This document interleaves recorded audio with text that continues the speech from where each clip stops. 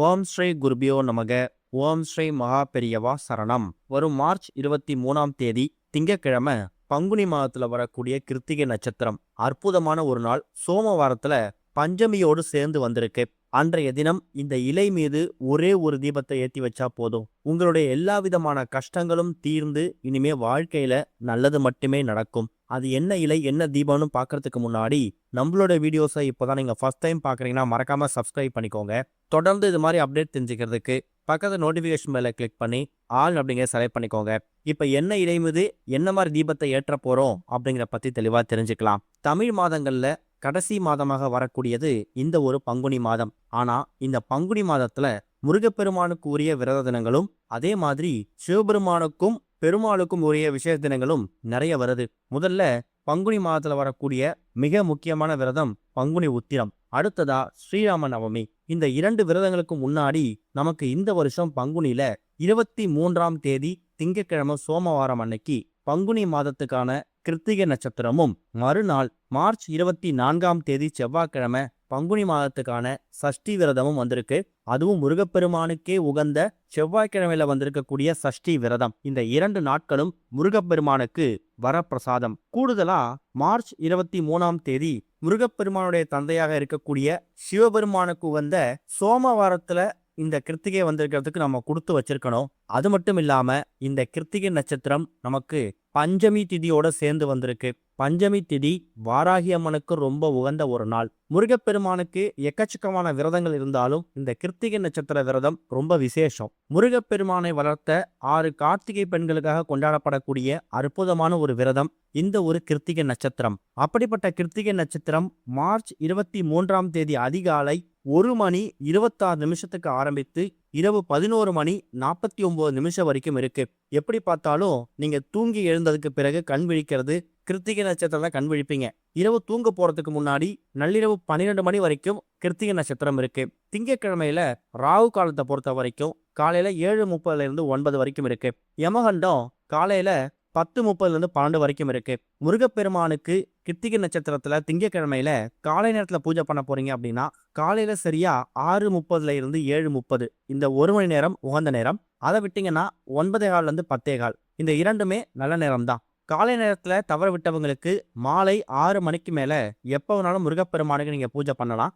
ஏன்னா இரவு 12 மணி வரைக்கும் நமக்கு கிருத்திகை நட்சத்திரம் இருக்கு. கூடவே 9:55 சஷ்டியும் ஆரம்பிச்சிடும். ஆனா நம்ம சஷ்டிய சூரிய உதயத்தை கணக்கு பண்ணி மறுநாள் தான் கணக்கு எடுத்துக்கணும். திங்கட்கிழமை சோமவாரத்துல வந்திருக்கக்கூடிய கிருத்திகை நட்சத்திரத்துல வாராகி அம்மனுக்கு உகந்த இந்த பஞ்சமி திதியும் சேர்ந்து வந்திருக்கிறது விசேஷம். திதிகள்ல 6வது திதியாக வரக்கூடியது சஷ்டி. ஆனா 5வது திதியாக வரக்கூடியது வாராகி அம்மனுக்கு உகந்த பஞ்சமி. பஞ்சமிய வாராகி அம்மனுக்கு உகந்த நாளா அன்றைய தினம் நாம எப்படி வழிபாடு செய்யலாம் அப்படிங்கிறது நிறைய பேருக்கு தெரிஞ்சிருக்கும். நிலத்துக்குரிய தேவதை வாராகி அம்மன். எதிரிகள் தொல்லையை போட்டி பொறாமை நீக்கக்கூடிய தெய்வங்கள்ல முக்கியமான ஒருத்தவங்க வாராகி அம்மன் தான். அவங்களுக்கு உரிய இந்த ஒரு பஞ்சமி திதி அன்னைக்கு கலியுக தெய்வமாக இருக்கக்கூடிய முருகப்பெருமானுக்கு உகந்த இந்த ஒரு கிருத்திகை நட்சத்திரம் வந்திருக்கிறதுக்கு நாம கொடுத்து வச்சிருக்கணும். நீங்க கிருத்திகை நட்சத்திரத்தை அன்னைக்கு ஒரு மாதமும் எப்படி பூஜை பண்ணுவீங்களோ அதே மாதிரி உங்க பூஜைகளை பண்ணலாம். அது போக எந்த ஒரு விரத நாள் விசேஷ நாள் வந்திருந்தாலும் அன்றைய தினம் நம்ம பிரத்யேகமா ஏற்றக்கூடிய ஒரு தீபம் நமக்கு வாழ்க்கையில பல மாற்றங்களை ஏற்படுத்தும். சாதாரணமாக நம்ம கோவிலுக்கு போயிட்டு இறை வழிபாடு செய்யறதை விட அந்த கோவிலோட சன்னதியில ஒரு தீபம் ஏற்றி வழிபட்டோம்னா முழுமையாக வழிபட்ட பலனும் திருப்தியும் நமக்கு சேர்ந்து கிடைக்கும். அதுக்கு இந்த கிருத்திகை நட்சத்திரமும் விதிவிலக்கு கிடையாது. அப்பேற்பட்ட இந்த ஒரு கிருத்திகை நட்சத்திரத்துல இந்த ஒரு இலை மீது ஏற்றக்கூடிய ஒரே ஒரு தீபம் உங்க வாழ்க்கையவே தலைகீழாக புரட்டி போடக்கூடிய அற்புதமான ஒரு தீபம். அது என்ன தீபம் அப்படின்னா கற்பூரவள்ளி இலை தீபம். பொதுவாவே பஞ்சமி வாராகி அம்மனுக்கு உகந்த நாள். அன்றைய தினம் வாராகி அம்மனுக்கு ரொம்ப பிடித்த ரொம்ப உகந்த காரத்தன்மை அதிகம் இருக்கக்கூடிய ஒரு இலை தான் இந்த ஒரு கற்பூரவள்ளி இலை. கற்பூரவள்ளி இலைய பஞ்சமி திதியில சின்னதா மஞ்சள் குங்குமம் பொட்டு வைத்து ஒரு நூல் வச்சு கட்டி பூஜை அறையில வாராகி அம்மன் போட்டோக்கு முன்னாடி வைக்கும்போது நம்மளுடைய எல்லா விதமான வேண்டுதல்களும் நிறைவேறும் அப்படிங்கிறது ஒரு பெரிய நம்பிக்கை. காரத்தன்மை அதிகமாக இருக்கக்கூடிய எல்லா பொருட்கள்லையும் வாராகி அம்மனுக்குரிய கடாட்சம் இருக்குமா? மிளகு, மிளகாய், அதே மாதிரி இந்த ஒரு கற்பூரவள்ளி இலை, இது எல்லாமே வாராகி அம்மனுக்கு ரொம்ப பிடிச்ச உகந்த பொருட்கள். அதுலயும் காரியத்தடை நீக்கியாக இருக்கக்கூடிய ஒரு பொருள் இந்த ஒரு கற்பூரவள்ளி இலை. இந்த ஒரு கற்பூரவள்ளி இலை பல மருத்துவம் நிறைந்த ஒரு பொருளா இருக்கு. அதை நாம மகத்துவம் நிறைந்த இலையா மாத்த போறோம். மாலை 8:30 மணிக்கு வேணாலும் தீபத்தை ஏத்திக்கலாம். ஆண்கள், பெண்கள், குழந்தைகள்னு சொல்லி யார் வேணாலும் ஏற்றலாம். எந்த விதமான கட்டுப்பாடுகளும் கிடையாது.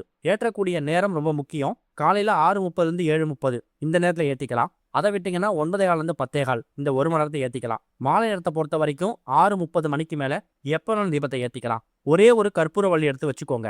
முடிஞ்ச அதை கழுவி சுத்தப்படுத்தி தேவைப்பட்டா மஞ்சள் குங்குமம் போட்டு வச்சுக்கணும். அதுக்கு மேல ஒரே ஒரு அகல்விளக்கு.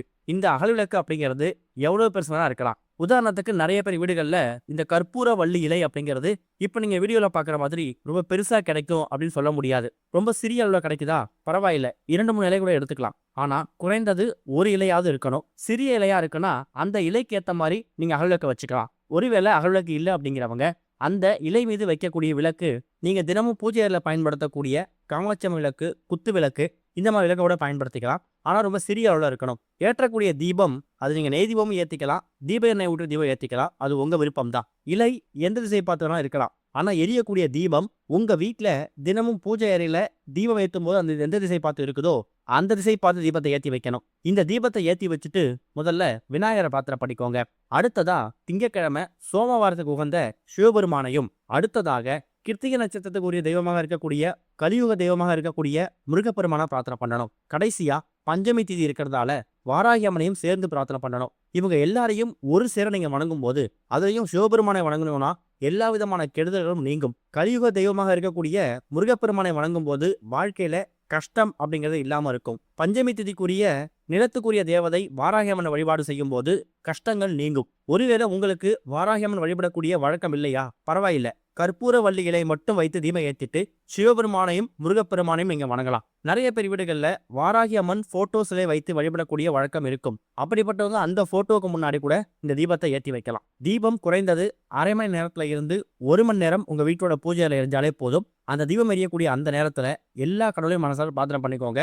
குறிப்பா வாராகி அம்மனை வணங்குனீங்கன்னா எதிரிகள் தொல்லை இருக்கவே இருக்காது. கண் திருஷ்டி, பில்லி, சூனியம், செய்வினை, இது மாதிரி எந்த விதமான எதிர்மறை சக்திகளும் உங்க பக்கத்துல நெருங்கவே நெருங்காது. இப்படி பல தெய்வங்களோட மகத்துவத்தை கொண்டு வந்து சேர்க்கக்கூடிய அற்புதமான ஒரு தீபம் தான் இந்த ஒரு கற்பூர வள்ளி இலை தீபம். தீபம் எரிந்து முடிறதுக்கு பிறகு அந்த தீபத்தை குளிர வச்சுட்டு நீங்க தூங்க போயிடலாம். மறுநாள் செவ்வாய்க்கிழமை உங்க பூஜையை சுத்தப்படுத்தும் போது அந்த அகலக்க மட்டும் எடுத்து அப்புறப்படுத்திட்டு அந்த கற்பூர வள்ளி இலைய நீங்க கால் படாத மாதிரி ஆறு, ஏரி, குளம்ல தண்ணியில விட்டுக்கலாம். அதை நீங்க பத்திரப்படுத்தி வைக்கணும் அப்படிங்கிற கட்டாயம் கிடையாது. தீபம் எரியக்கூடியது இந்த இலை மீது இருக்கணும். எரியக்கூடிய திசை பூஜை அறையில மற்ற தீபங்கள் எரியக்கூடிய திசை தான். கிருத்திகை நட்சத்திரத்துக்கு நீங்க எப்பவும் கூட பூஜைகள் பண்ணிட்டு தீபங்கள் ஏற்றி வச்சிடுங்க. அந்த தீபத்தையும் பிரத்யேகமா ஏற்றக்கூடிய இந்த தீபத்தையும் போட்டு நீங்க குழப்பிக்க வேணாம். இந்த தீபத்தை பங்குனி மாதத்துல வரக்கூடிய முருகப்பெருமானுக்கு உகந்த இந்த பங்குனி மாதத்துல வரக்கூடிய கிருத்திகை நட்சத்திரத்துல ஏத்துறது கூடுதல் பலன்களை கொடுக்கும். கூடவே வாராயமோட அருளால உங்க எதிரிகள் தொல்லை நீங்கி இனிமே நல்லது மட்டுமே நடக்கும். நம்பிக்கையோட பண்ணுங்க. ஓம் ஸ்ரீ குருபியோ நமக. ஓம் ஸ்ரீ மகா பெரியவா சரணம்.